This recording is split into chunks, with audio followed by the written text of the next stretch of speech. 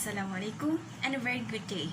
Ladies and gentlemen, welcome to my final year project presentation entitled Incidents of Phasalia physalis in Malaysia Waters.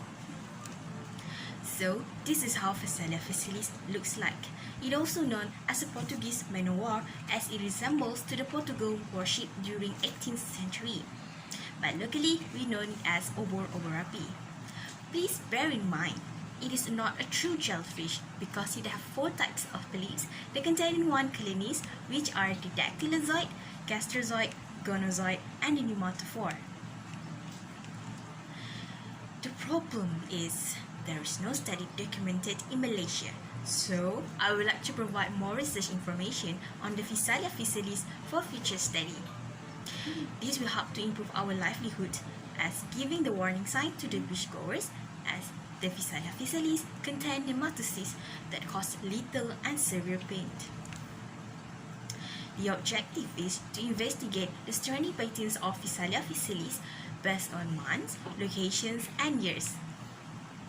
For the methodology part, I have selected about 6 states that are facing to the South China Sea as my study site. The data sources on the sightings of Phasalia physalis were compiled into a spreadsheet and getting from the different and reliable sources such as RRC, DOF, and the newspaper articles. Next, for the data analysis, all of the raw data were analyzed using the SPSS software. The raw data were checked their normality using the Shapiro field test. As the data shows are not normal, the data were analyzed using the non-parametric test, which is the Kruskal-Wallis.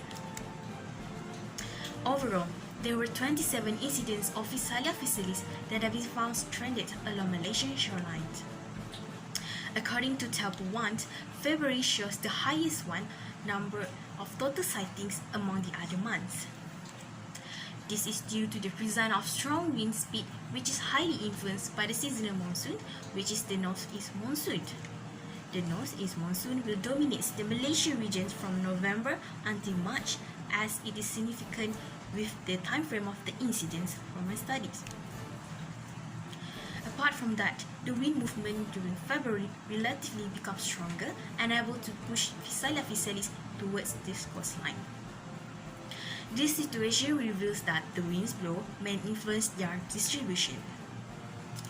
Next, the result shows that the total sightings of Phasalia physalis among 5 different states. Surprisingly, there is no data in Kelantan, and Terengganu was the most highest one among the other states. The highest frequency of the incidents that reported in Terengganu mainly occurred during February.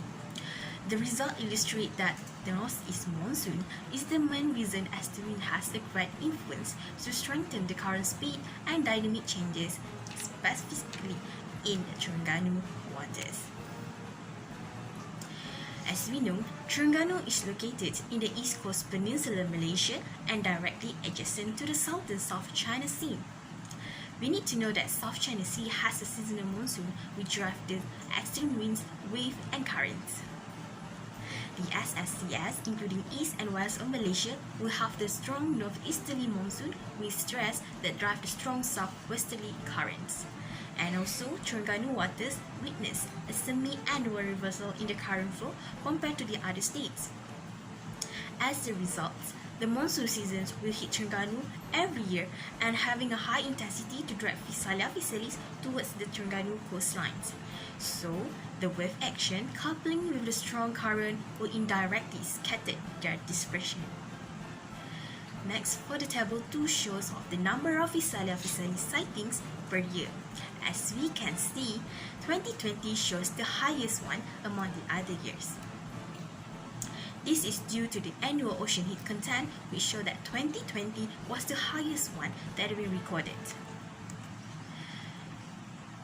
This will indicate that over 90% of the surplus heat was absorbed by the ocean during 2020 compared to the other years. This study can be proved as there is a previous study that shows that the influx of warm water may trigger the dispersion of Phasalia physalis in the Tasman Sea. To sum up, the study demonstrates that the Phasalia physalis will start blooming in Malaysian waters from January until March but having the peak seasons in the February. Apart from that, seasonal monsoon and ocean heat content are the favorable scenarios. Finally, I would like to recommend that having a long-term monitoring, more research studies on their biological and ecological, and better understanding on the remedies for their stings should be conducted. This is my references, and thank you. Have a nice day.